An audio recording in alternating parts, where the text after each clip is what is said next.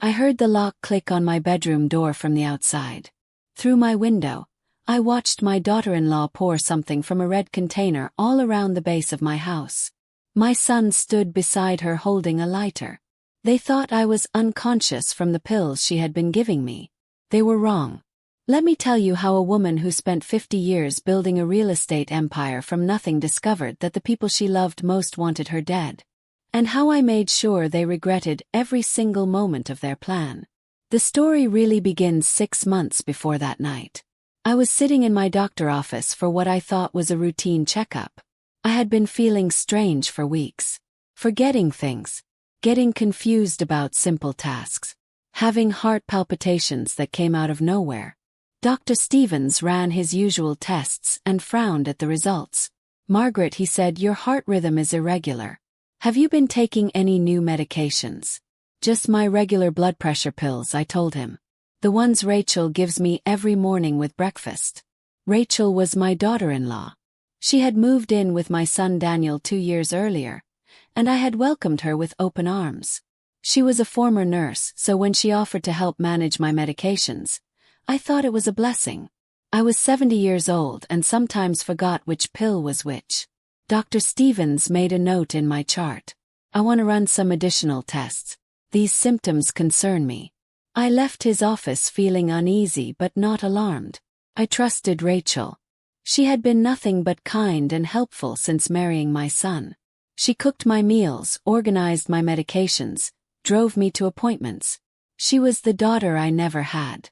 That night at dinner, Rachel served my favorite meal. Pot roast with vegetables. She placed my evening pills beside my water glass as always. I watched her more carefully than usual.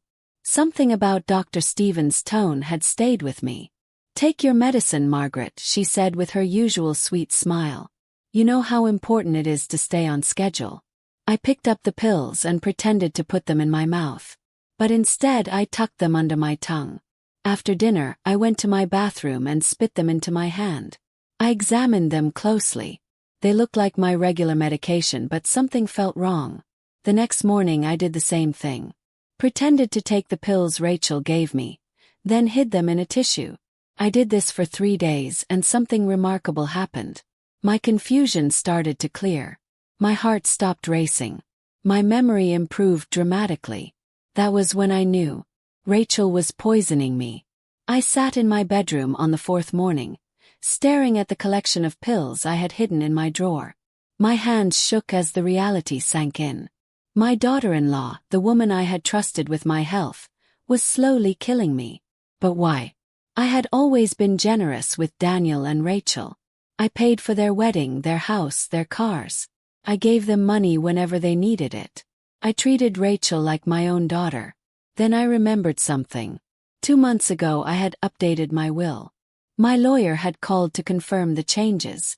Daniel was set to inherit everything when I died.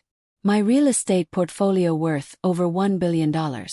My investment accounts, my properties, everything. $1 billion. Enough money to kill for. I needed proof. I could not just accuse Rachel without evidence. Daniel would never believe me. He adored his wife. He would think I was confused, maybe even experiencing the dementia Rachel had been suggesting I had. So I became an actress. I continued pretending to take the pills Rachel gave me each day. But I secretly threw them away. I had to act like the medication was still affecting me, so I pretended to be forgetful and confused. It was the hardest thing I ever did. Meanwhile, I hired a private investigator. His name was Marcus Webb, a retired police detective who specialized in family cases. I met him at a coffee shop across town where no one would recognize me. "Marcus," I said, "I think my daughter-in-law is trying to kill me." He did not laugh or dismiss me. He had seen too much in his career to doubt anything. "Tell me everything," he said. I explained about the pills, the symptoms, the sudden improvement when I stopped taking them. Marcus took notes and nodded thoughtfully. "We need to get those pills tested," he said. "And we need to document everything. Do you have any of the pills you were supposed to take?" I pulled out a small plastic bag containing the pills I had been hiding. Marcus sealed them carefully. I will have these analyzed by a lab I trust, he said. Meanwhile, I want you to install hidden cameras in your house. Small ones that Rachel would not notice. We need to catch her in the act. Would that not be illegal? Yes. You own the house, he replied. You have every right to install security cameras on your own property. Besides, if someone is trying to kill you, legality becomes less important than survival. The next week was torture. I had to act sick while feeling better than I had in months. I pretended to struggle with simple tasks. I asked Rachel the same questions multiple times. I acted confused about what day it was. Rachel played her part perfectly. She was patient and kind, always ready to help poor forgetful Margaret. But I saw something new in her eyes now. Satisfaction. She thought her plan was working. The cameras Marcus installed were tiny. One in the kitchen pointed at the counter where Rachel prepared my meals. One in my bathroom pointed at the medicine cabinet. One in the hallway outside my bedroom. Rachel never noticed them. 3 days after the cameras were installed, Marcus called me. Margaret, he said, his voice grim. The lab results came back. Those pills Rachel was giving you contain digitalis. It is a heart medication, but in high doses, it causes exactly the symptoms you described. Confusion, memory loss, irregular heartbeat. Another few months and it would have caused heart failure. So she really is trying to kill me, I whispered. Yes, Marcus said. And now we need to prove it. The cameras caught everything.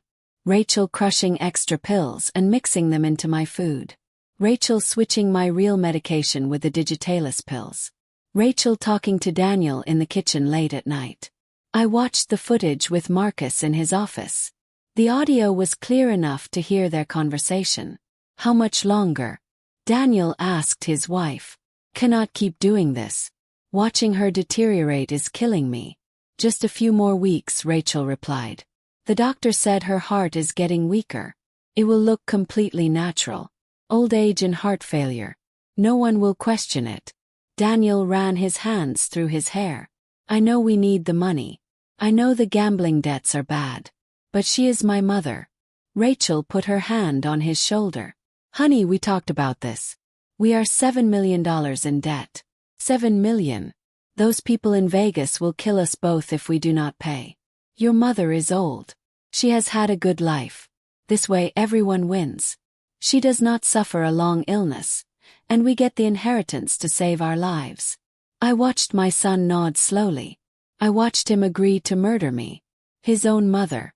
The woman who gave birth to him, raised him, sacrificed everything for him. I sat in Marcus' office and cried. Not just because they wanted me dead, but because Daniel, my baby boy, had become someone I did not recognize. The gambling addiction I did not even know about had turned him into a monster. Marcus let me cry. When I finally stopped, he handed me a tissue. We have enough evidence to go to the police right now, he said. This is conspiracy to commit murder. They will both go to prison. No, I said, wiping my eyes. Not yet. I want to know the full extent of their plan. What else have they done? How long has this been going on? I need to know everything before I decide what to do. Marcus looked skeptical but nodded. Then we keep watching. But Margaret, you need to be careful. If they realize you are onto them, they might accelerate their timeline. He was right to worry. 2 days later, everything changed. I was in my bedroom pretending to nap when I heard Rachel on the phone in the hallway. She thought I was asleep. No, she said quietly, it is taking too long. The old method is not working fast enough. We need to speed things up. I could not hear the other person, but Rachel continued talking. I was thinking an accident. Maybe she falls down the stairs. Or maybe a fire. Old woman, old house, faulty wiring. It happens all the time. My blood went cold. They were moving from slow poisoning to immediate murder. I have to go, Rachel said suddenly. Think she is waking up. I quickly closed my eyes and steadied my breathing. I heard Rachel peek into my room, then walk away. That night, I called Marcus from my cell phone locked in my bathroom with the water running. They are planning something immediate, I told him. I heard Rachel talking about an accident or a fire. Marcus swore under his breath. We need to move now. Tonight. I am calling the police. Wait, I said. Have an idea. A way to catch them in the act and make sure they can never hurt anyone else again. Margaret, this is not a game. I know it is not a game, I replied. But if we arrest them now based on hidden camera footage, a good lawyer might argue entrapment or illegal surveillance. I want this to be ironclad. I want them to face justice for every single thing they have done. What are you planning? I smiled, even though Marcus could not see me. I am going to give them exactly what they want. The perfect opportunity to kill me. And when they take it, I will be ready. 3 days later, I announced at dinner that I had a doctor appointment the next week in the city. It would be an overnight trip, I said, and I would need someone to stay home and watch the house. Rachel and Daniel exchanged a look. That was when I knew they would make their move. Sure thing, Mom, Daniel said. Rachel and I can house sit for you. Perfect, I replied. I would feel so much better knowing you two are here keeping everything safe. That night, I finalized my plan with Marcus and his team. They would install additional hidden cameras throughout the house. They would have plainclothes officers watching the property from unmarked cars. And they would be ready to move in the moment Rachel and Daniel did anything incriminating. The morning I was supposed to leave for my trip, I made a big show of packing my bag and saying goodbye. I hugged Daniel and Rachel, looking them both in the eyes. I love you both so much, I said. You have been such blessings in my life. Rachel hugged me tight. We love you too, Margaret. Have a safe trip. I got in my car and drove away. But I did not go to the city. I drove to a hotel 10 minutes away where Marcus was waiting. Now we watch, he said, pulling up the live camera feeds on his laptop. For the first few hours, nothing happened. Daniel and Rachel went about normal activities. They watched television. Rachel made lunch. It all seemed innocent. Then, at 3 in the afternoon, Rachel made a phone call. She stepped outside onto the back patio, but our cameras still caught the audio. It is tonight, she said into the phone. She is gone until tomorrow. We will make it look like a break-in gone wrong. Someone broke in while we were out, started a fire, the whole house burned down. It is an old house. It will go up fast. Marcus and I looked at each other. They are really going to do it, he said quietly. At 6 in the evening, Daniel and Rachel got dressed to go out. They made reservations at a restaurant across town, clearly establishing an alibi. They left the house at 6:30. At 7:15 they returned. I watched on the laptop screen as they parked down the street and approached the house on foot. They were both wearing dark clothes and gloves. Rachel was carrying something. As she got closer to the camera, I saw it was a gas can. This is it, Marcus said, picking up his phone. I'm calling the team. Wait, I said, my heart pounding. Let them start. We need them to actually commit the crime. Margaret, if we wait too long, your house will burn down. I have insurance, I replied. And I want them to have no defense. No way to claim they were just thinking about it or planning it. I want them caught in the act. We watched as Rachel poured gasoline around the foundation of my house. Daniel stood watch, looking nervous but not stopping her. When Rachel finished with the gas can, she pulled out a box of matches. Now, I said, call them now. Marcus made the call. Go, go, go, he barked into the phone. On the laptop screen, I saw police cars suddenly appear from both ends of the street, lights flashing. Officers in tactical gear rushed toward my house. Rachel had just lit a match when the police shouted for her to freeze. The match fell from her hand, igniting a small flame on the gasoline-soaked ground. Officers with fire extinguishers quickly put it out while others tackled Rachel and Daniel to the ground. It was over in seconds. Marcus and I drove to my house immediately. By the time we arrived, Rachel and Daniel were both in handcuffs in the back of separate police cars. The fire damage was minimal, just some scorched grass and minor damage to the foundation. Detective Sarah Martinez approached me with a grim expression. Mrs. Chen, she said, I am so sorry you had to go through this. We have everything on camera.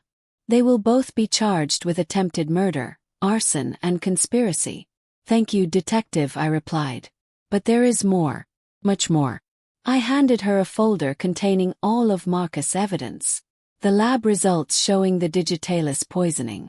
The financial records showing Daniel gambling debts. The recordings of Rachel and Daniel planning my murder. The timeline of how long this had been going on.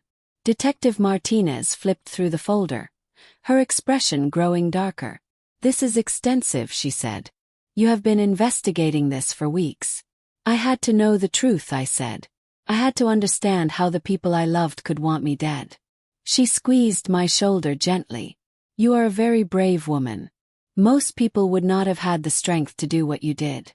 As the police cars drove away with my son and daughter-in-law, I stood in front of my house and felt something I had not felt in months. But the story was far from over. The trial would not start for another 6 months, and in that time Rachel and Daniel would do everything they could to destroy me. The next morning, I woke up in a hotel room to my phone ringing non-stop. News of the arrest had leaked to the media. Billionaire real estate mogul survives murder plot. Son and daughter-in-law arrested for attempted murder. Family greed turns deadly. My face was all over the news. Reporters were camped outside my house, my office, even my lawyer office. Everyone wanted a statement from the woman who outsmarted her own family. I gave them nothing. I stayed in my hotel room and worked with my legal team to prepare for what was coming. My lawyer, Patricia Gonzalez, met me that afternoon with a stack of papers. "Margaret," she said, sitting across from me, "we need to talk about Rachel and Daniel defense strategy." "What strategy?" "Yes. We have them on camera committing arson and attempting to burn down my house with me supposedly inside." Patricia sighed. "They are claiming you set them up. Their lawyers are arguing that you manipulated the entire situation. That you pretended to be sick, planted fake evidence, and orchestrated the whole thing to frame them." I stared at her. "That is ridiculous." "Maybe," Patricia replied. "But it is what they are going with. Rachel is also claiming that you have been emotionally and financially abusive for years. That you controlled every aspect of their lives with your money. That they felt trapped and desperate. The audacity of it made me laugh. I gave them everything. How is that abuse? In their version of events, that is exactly the abuse. They are saying you used your money as a weapon. That you made them dependent on you, then threatened to cut them off whenever they displeased you. They are painting you as a manipulative matriarch who drove them to desperate measures." I felt my anger rising. "What about the poisoning? What about the digitalis? Rachel claims she never poisoned you. She says the pills were regular medication that you stopped taking on your own, then blamed her when you felt sick.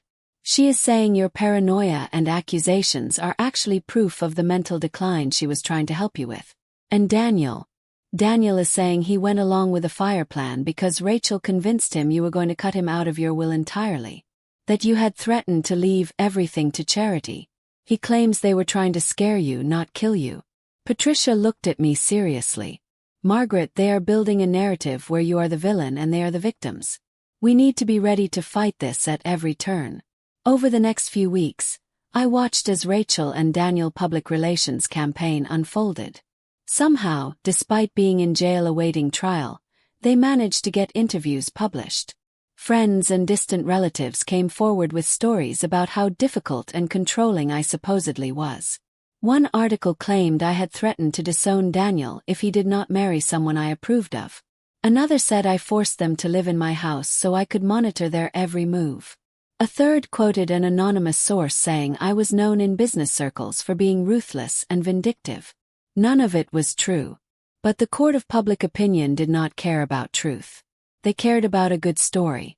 And the story of a cold, controlling billionaire getting her comeuppance was more interesting than the truth of a mother who loved too much. I sat in my hotel room reading these articles and felt something break inside me. Not just because my name was being dragged through the mud, but because I realized how little I had known about my own son. Daniel was willing to destroy me publicly just to save himself.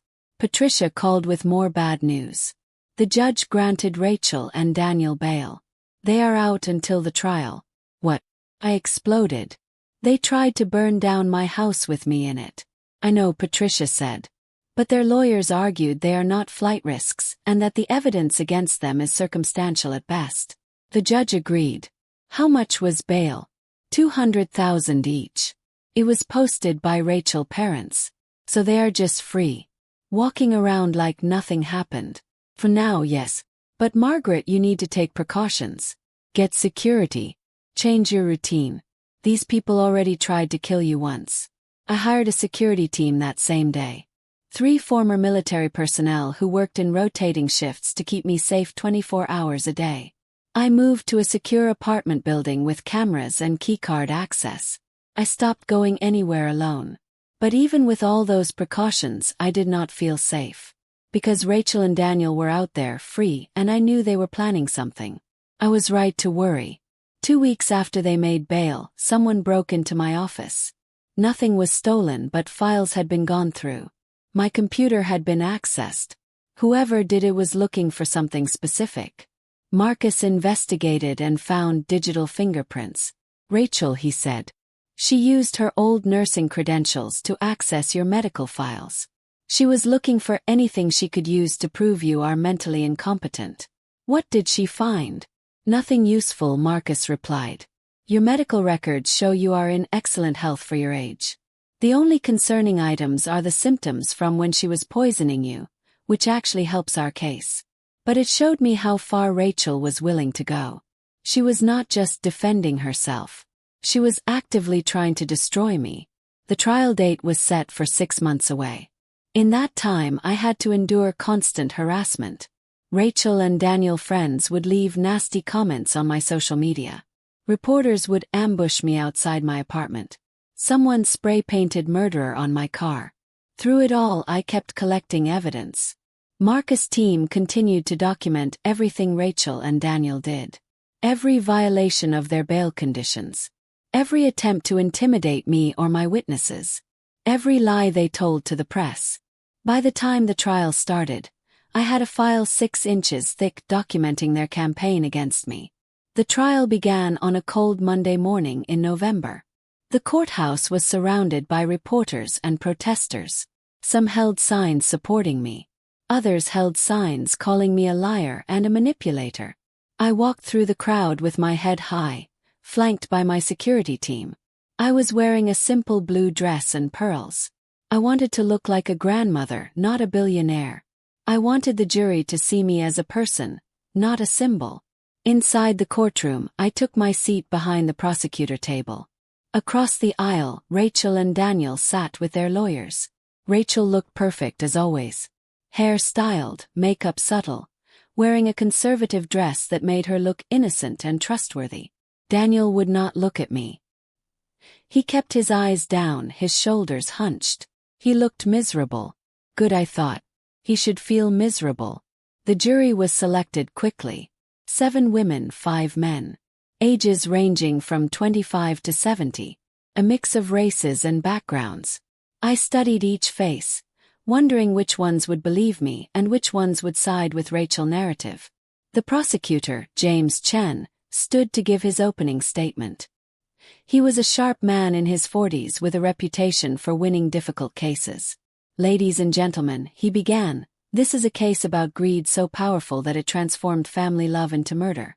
The defendants, Daniel Chan and Rachel Morrison, did not just want Margaret Chen money. They wanted her life. He spent the next 30 minutes laying out the timeline. The gambling debts, the poisoning, the plan to burn down the house. The evidence was overwhelming. Then Rachel's lawyer stood up. Her name was Victoria Blake, and she was known as one of the best defense attorneys in the state. Ladies and gentlemen, Victoria began, this is not a case about murder.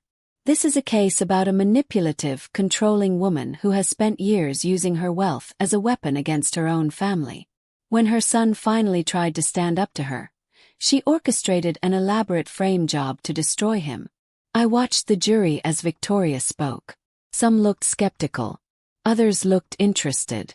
She was good at her job. The first week of trial was spent establishing basic facts. The prosecutor called witnesses who testified about Daniel's gambling problem, the debt he owed, the threats from loan sharks in Vegas.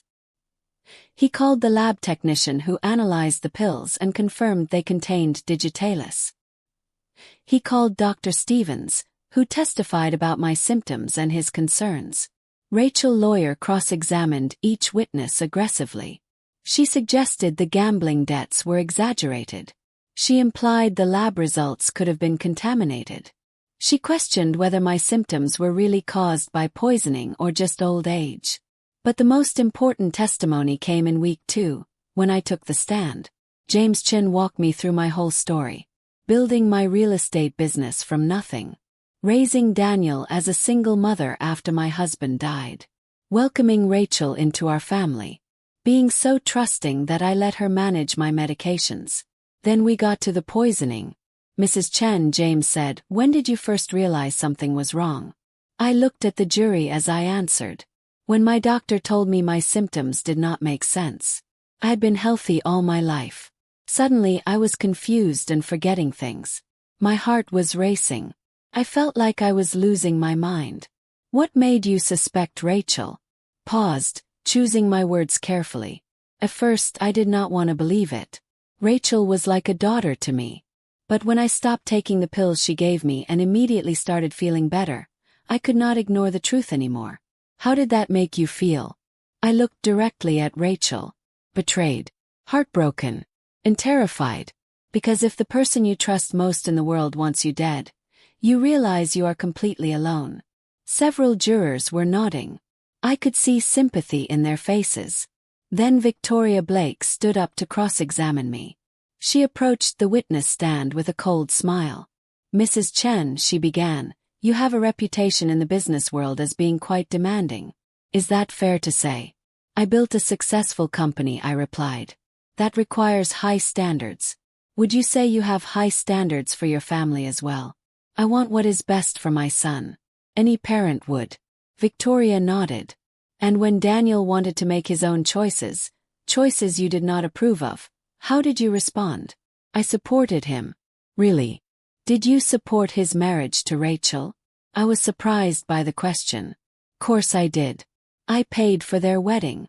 "But you did not approve of Rachel initially, did you?" Pause. Where was she going with this? I did not know Rachel well at first. But I grew to love her. Victoria pulled out a document. "This is an email you sent to your financial advisor 2 years ago. Would you read the highlighted portion for the jury?" I took the paper and read aloud.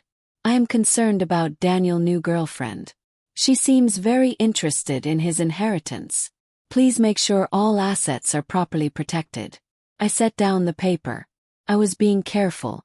That is just good financial planning. Or Victoria suggested you never accepted Rachel. You saw her as a gold digger from day one. You resented her relationship with your son. And when they married despite your objections, you decided to punish them both. "That is not true," I said firmly.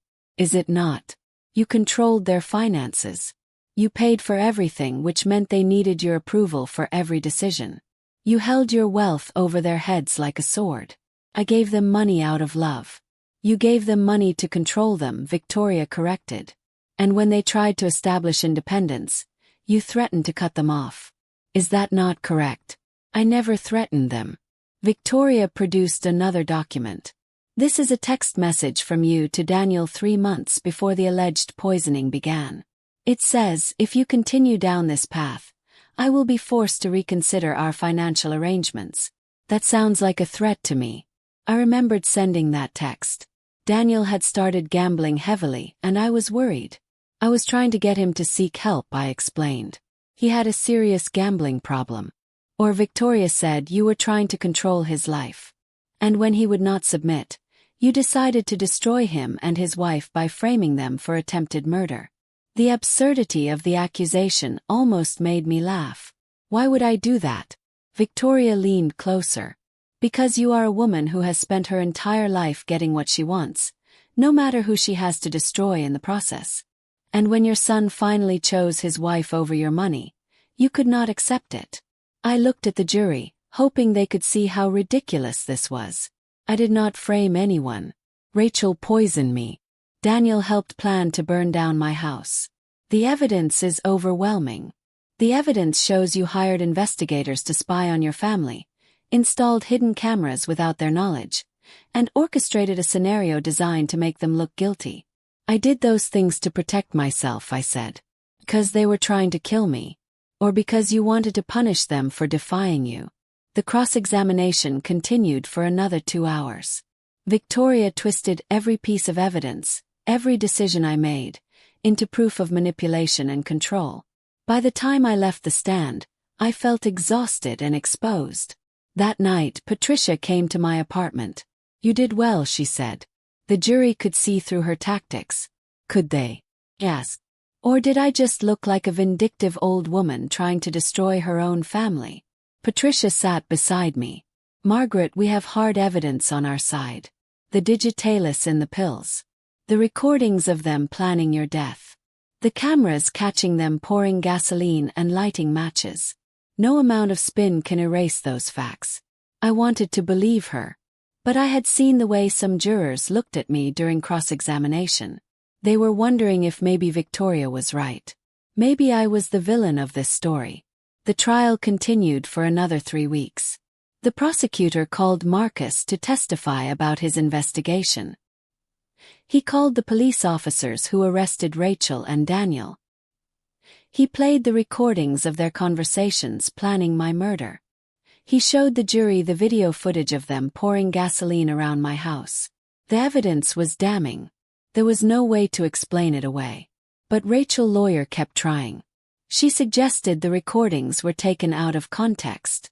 She implied the video could have been edited. She brought in expert witnesses who testified about how digital evidence could be manipulated. She was creating doubt. Not enough to prove innocence, but enough to make some jurors question whether they could be absolutely certain of guilt. Then Rachel took the stand in her own defense. She was perfect, tearful but composed, apologetic but firm. She told a story of a young woman who fell in love with a troubled man and tried to help him manage his difficult, controlling mother. "I never poisoned Margaret," she testified, tears rolling down her face. "I loved her. I tried so hard to take care of her. But she saw me as a threat. She thought I was after Daniel's inheritance, and she decided to eliminate me before I could establish any legal claim to it." The prosecutor cross-examined her aggressively. He pointed out all the inconsistencies in her story. He asked why, if she was innocent, she and Daniel had been caught on camera pouring gasoline around my house. Rachel had an answer for everything. "We were not trying to burn down the house. We were trying to scare Margaret. Daniel owed money to dangerous people. We thought if we made it look like someone was threatening her, she might give us the money to pay off his debts." "So you admit to attempted arson," the prosecutor said. "We admit to making a terrible mistake," Rachel replied. "But we never wanted to hurt anyone. It was a smart defense. Admit to a lesser crime to avoid conviction on the greater one." Daniel testified next. He looked terrible. Thin, pale, with dark circles under his eyes. He barely looked like my son anymore. His testimony was similar to Rachel. He painted himself as a victim of both addiction and my controlling behavior. He claimed everything he and Rachel did was motivated by desperation, not malice. I watched my son lie on the stand and felt something inside me break. This was not the boy I raised. The gambling and debt had destroyed him. Or maybe he had always been this way, and I had been too blind to see it. After 6 weeks, the trial finally ended. Both sides gave their closing arguments. The prosecutor emphasized the hard evidence. The defense emphasized reasonable doubt and my supposed manipulation. Then the jury went to deliberate. They were out for 3 days. 3 days of me sitting in my apartment, unable to eat or sleep, wondering what verdict they would reach. Patricia kept telling me not to worry. "The evidence is on our side," she said. "They will convict." But I could not shake the feeling that something was wrong. On the 3rd day we got the call. Verdict reached. I returned to the courthouse with my security team. The media circus had only grown larger. Cameras were everywhere. Reporters shouted questions that I ignored. Inside the courtroom I took my seat and waited. Rachel and Daniel were brought in. They both looked terrified. The jury filed in. None of them looked at the defendants, which Patricia said was a good sign. The judge asked if they had reached a verdict. "We have, Your Honor," the jury foreman said. on the charge of attempted murder in the first degree. How do you find the defendant Rachel Morrison? My heart stopped. Guilty. The courtroom erupted. Rachel started crying. Her lawyer put a hand on her shoulder. The judge banged her gavel for order. On the charge of attempted murder in the first degree. How do you find the defendant Daniel Chen? Guilty. I closed my eyes and let out a breath I did not know I had been holding. Both defendants were found guilty on all charges. Attempted murder, conspiracy, arson, fraud. The judge set sentencing for 2 weeks later. As the court officers took Rachel and Daniel away in handcuffs, Daniel finally looked at me. "I'm sorry, Mom," he said. I looked at my son and felt nothing but sadness. "Sorry does not bring back the trust," I replied. "Sorry does not undo what you did." Outside the courthouse, reporters swarmed me again. "Mrs. Chen, how do you feel about the verdict?" "I feel relieved," I said honestly. For months I thought I was losing my mind. It turns out I was just being murdered. There is actually something comforting in knowing the difference. "Will you visit your son in prison?" Pause. I spent 70 years being the kind of mother who forgave everything. It almost got me killed. I think it is time to try being the kind of mother who protects herself first. That quote made national news. But I meant every word. The sentencing hearing was brief. The judge heard testimony from both sides, then made her decision. Life in prison without possibility of parole for both defendants. Rachel screamed when she heard the sentence. She turned to me with pure hatred in her eyes. "This is not over," she mouthed. Daniel just put his head in his hands and sobbed. As they were led away, I felt a strange mixture of relief and grief. Relief that justice had been served. Grief for the family I thought I had but never really did. The weeks after the sentencing were strange. The media attention slowly faded. People stopped recognizing me on the street. Life began to return to something resembling normal. But I was not the same person I had been before. How could I be? I had looked into the eyes of people I loved and seen murder staring back at me. I sold the house where Rachel and Daniel had tried to kill me. Too many bad memories. I could not walk through those rooms without seeing Rachel pouring poison into my food or Daniel agreeing to burn me alive. I bought a smaller place by the ocean. A quiet town where nobody knew my story. I hired a housekeeper who came 3 times a week, but I took care of my own medications. I would never trust anyone with that again. Marcus stopped by one afternoon about 3 months after the trial. He found me sitting on my deck watching the waves. "How are you holding up?" he asked, settling into the chair beside me. "I am alive," I said. "That is more than Rachel and Daniel wanted for me." "Any regrets?" "Every day," I admitted.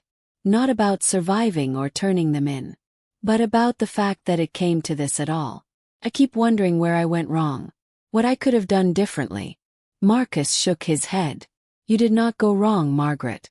You loved your son and welcomed his wife into your family. That is not a mistake. They are the ones who chose greed over love." "But maybe Victoria Blake was right," I said quietly. "Maybe I was too controlling. Maybe I used my money in ways that made them feel trapped." "Margaret," Marcus said firmly. "You gave them everything and asked for nothing in return. You did not make them try to kill you. They made that choice themselves." I wanted to believe him. But the doubt lingered. A few weeks later I got an unexpected letter. It was from Daniel, smuggled out of prison through his lawyer. "Dear Mom," it began. "I do not expect you to read this. I do not expect you to forgive me. I do not even deserve to call you Mom anymore.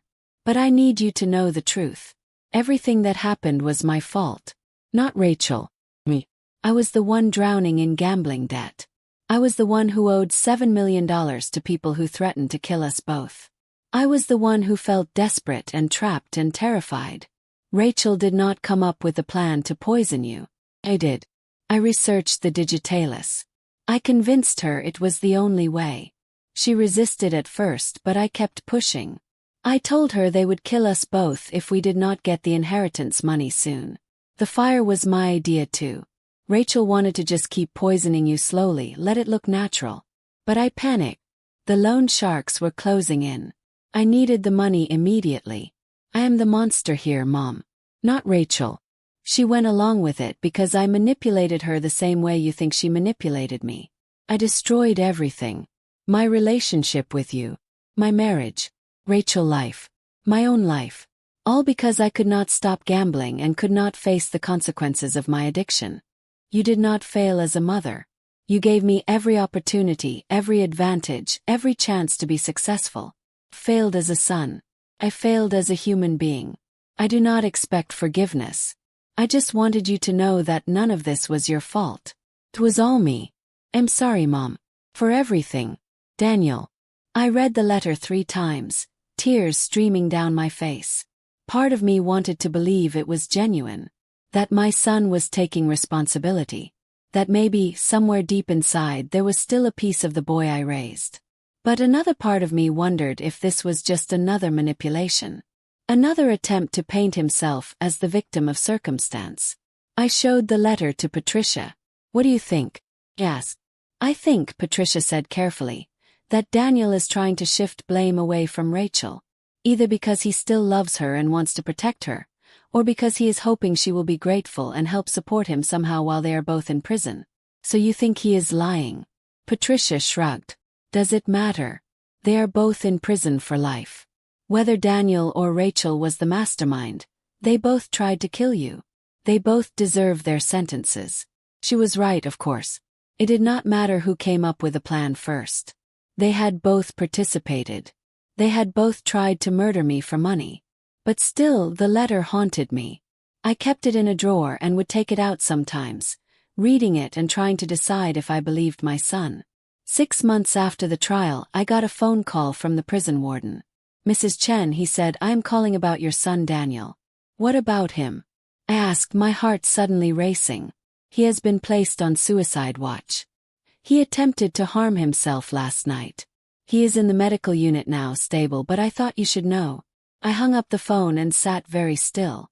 My son, the boy I had carried for 9 months and raised for 30 years, had tried to kill himself in prison. Part of me wanted to rush to the prison immediately. To see him. To hold him. To tell him I loved him despite everything. But another part of me remembered watching him and Rachel plan my death. Remembered pretending to be sick while they poisoned me. Remembered the satisfaction in Rachel's voice as she described how my house would burn. I did not go to the prison. Instead, I called Patricia. If Daniel tries to contact me again, I said, please block it. I cannot keep reopening this wound. Are you sure? Patricia asked gently. I'm sure, I replied. I spent 70 years putting other people first. My husband, my son, my business, everyone but myself. If I'm going to spend whatever time I have left on this earth, I want to spend it in peace. And I did find peace eventually. Took time. Took therapy. Took learning to trust people again, though I would never trust them the way I used to. I started volunteering at a women's shelter, helping other women who had been betrayed by family members. I found purpose in using my experience to help others recognize warning signs and protect themselves. I reconnected with old friends I had lost touch with over the years. I traveled to places I had always wanted to see. I took up painting, something I had not done since college. Slowly, I built a new life. A life where I was not defined by my role as mother or wife or businesswoman. A life where I was just Margaret, a woman who had survived something terrible and came out stronger. 1 year after the trial, I was featured in a documentary about elder abuse and financial exploitation. The filmmaker wanted to tell my story as a warning to others. During the interview, they asked me the question everyone always asked. Do you regret how you handled the situation? I thought about it carefully before answering. No, I said. I regret that it happened at all. I regret that my son and daughter-in-law chose greed over love. But I do not regret fighting back. I do not regret protecting myself. Women, especially older women, are often expected to be victims. To accept abuse quietly. To forgive and forget. I refuse to do that. And I am proud of myself for refusing. The documentary aired on national television and sparked a bigger conversation about family financial abuse. I received hundreds of letters from people thanking me for speaking out. Many shared their own stories of being exploited by family members. One letter in particular moved me.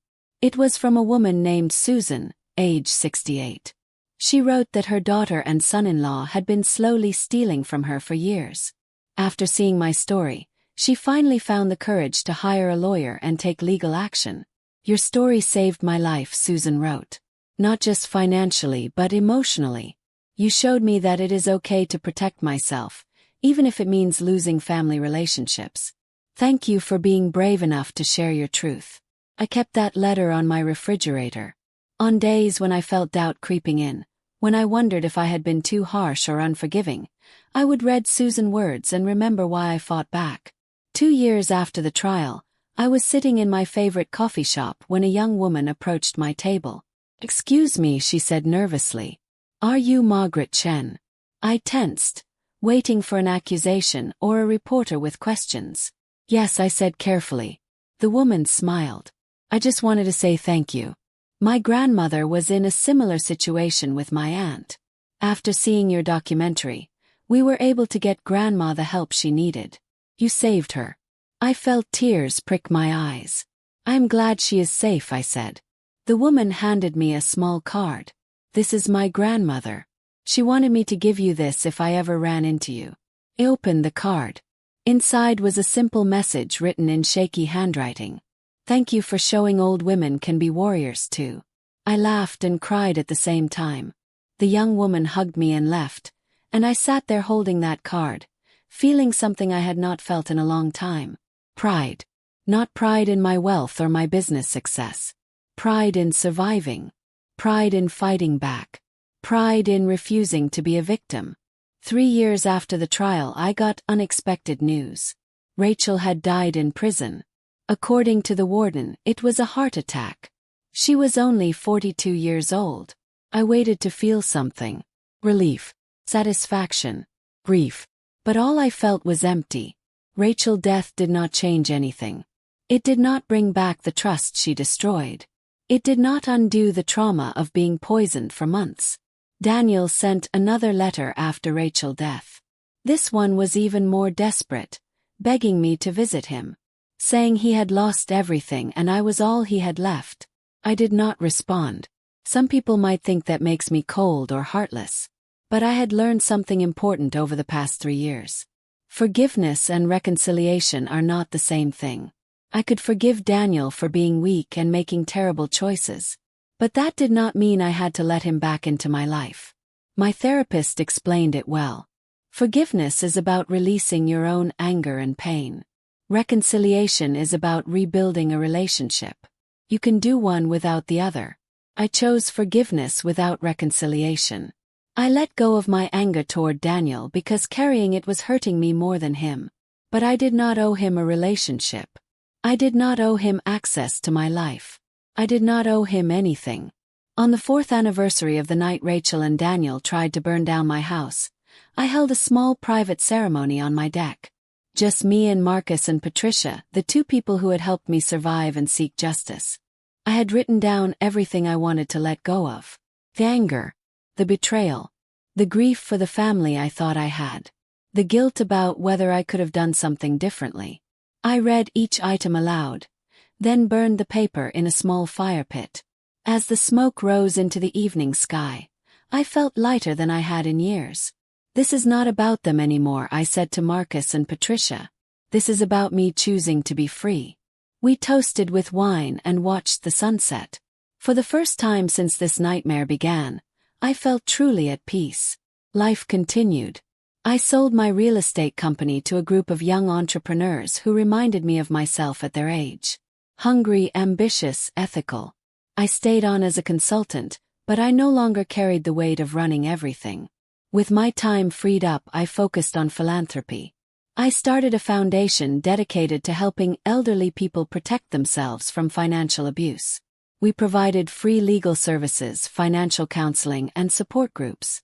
The foundation was my way of turning something terrible into something good. Rachel and Daniel had tried to destroy me. Instead, they had given me a new purpose. I also wrote a book about my experience. Not for money or fame, but because I wanted to document what happened. I wanted other families to see the warning signs they might be missing in their own lives. The book became a bestseller, which surprised me. But apparently there were millions of people dealing with similar situations. Adult children exploiting elderly parents. Caregivers stealing from those they were supposed to protect. Family members seeing their loved ones as nothing more than inheritance opportunities. I used the book proceeds to expand the foundation. We opened offices in 10 cities. We helped thousands of people protect themselves and seek justice. On my 75th birthday, I threw a party. Not a big fancy event, but an intimate gathering of the people who mattered. Marcus and Patricia, my new friends from the community. Volunteers from the foundation.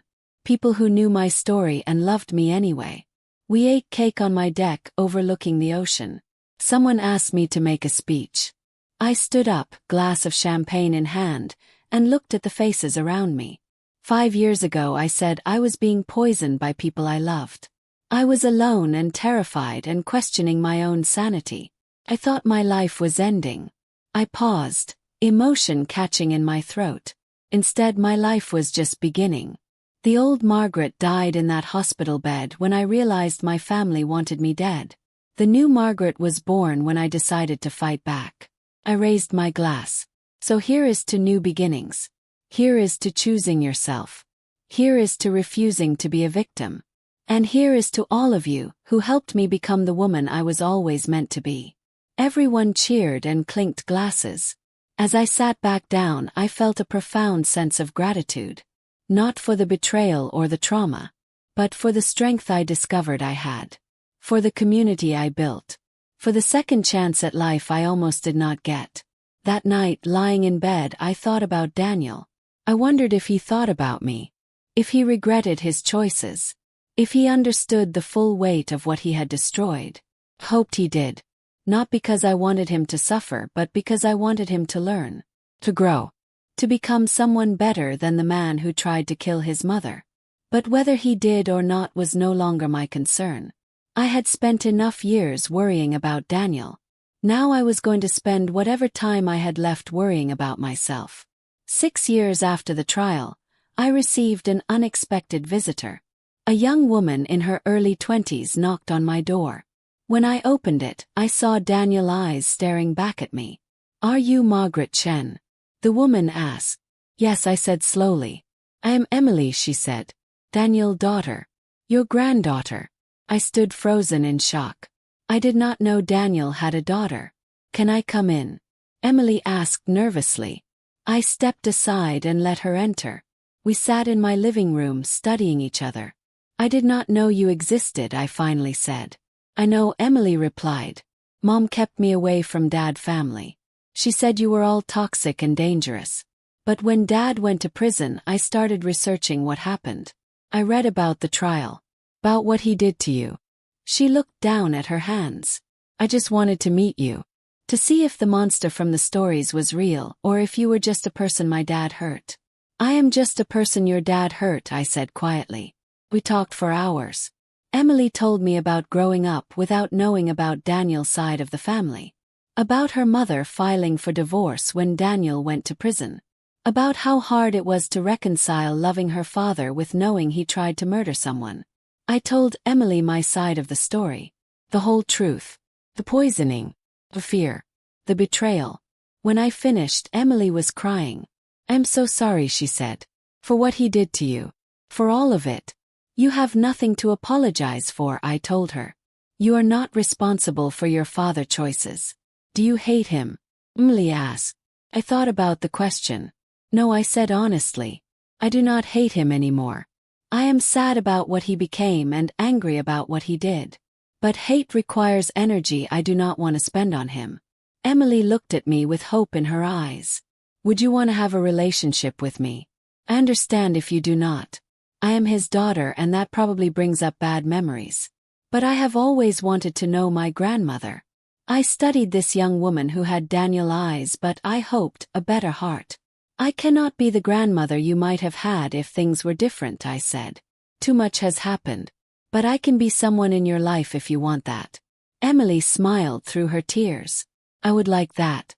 Over the next year, Emily and I built a relationship. It was cautious at first. Both of us were wary of being hurt. But gradually we found common ground. Emily was studying business in college, interested in the same kind of work I had done. I helped mentor her, sharing lessons from my decades in real estate. She never asked me to reconcile with Daniel, which I appreciated. She understood that some relationships were too broken to fix. But having Emily in my life gave me something I thought I had lost forever. Hope that the next generation could be different. That Daniel's mistakes did not have to define his daughter. On my 77th birthday, Emily threw me a surprise party. She had invited everyone from my new life. Friends, foundation volunteers, even Marcus and Patricia. As I walked into the room and everyone shouted surprise, I felt overwhelmed with emotion. Not sadness about the past, but joy about the present. This is what family is supposed to be, I thought. People who choose to love and support each other. Not because of blood or obligation, but because they genuinely care. Later that night, Emily gave me a gift. It was a framed photograph of the two of us from a foundation event. We were both smiling, genuinely happy. "I wanted you to have this," Emily said. "Because you are the strongest person I know. You survived something that would have destroyed most people, and you turned it into something beautiful." I hugged my granddaughter and felt grateful. Grateful for surviving. Grateful for fighting back. Grateful for building a new life. The story of how my daughter-in-law tried to kill me was no longer the defining moment of my existence. It was just one chapter in a much longer book. And I was still writing new chapters every day. 7 years after the trial, I received news that Daniel had been released from prison. Not freed, but transferred to a minimum security facility due to good behavior. He would still be locked up for life, but in better conditions. Part of me wanted to feel something about this news. Anger that he was getting any kind of reward. Relief that he was at least serving his time. But mostly I just felt indifferent. Daniel was living his consequences. I was living my life. Those two things no longer intersected. Emily asked if I wanted her to stop visiting Daniel. "I know it must be hard knowing I still have a relationship with him," she said. "He is your father," I replied. "I would never ask you to choose between us. Your relationship with him is separate from my relationship with you." That seemed to ease Emily's mind. She continued visiting Daniel once a month. And she continued having lunch with me every week. Both relationships existed independently, which was how it should be. One day, Emily came to lunch looking troubled. "Everything okay?" "Yes. Dad asked me to give you a message," she said hesitantly. I told him I would not, but he kept insisting. "What is the message?"